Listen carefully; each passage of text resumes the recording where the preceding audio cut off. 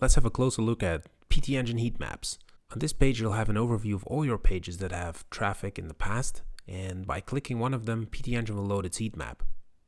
There are three types of heat maps. Click heat maps, which is the heat map you can see now, and there is the attention heat map that shows where people are paying more attention to and unveiling which content they really like.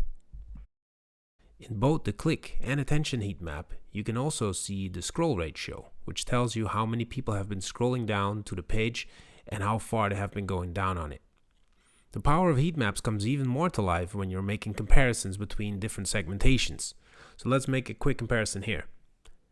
I want to compare the difference between people that come from Google versus the rest of our visitors.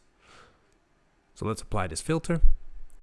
And Ptengine will load and show you how these two heat maps compare. In this result, we can see that there is a different attention span on the main entrance of the page and that the focus of readers is actually very different. For example, more people from Google are interested in the titles of our blog posts.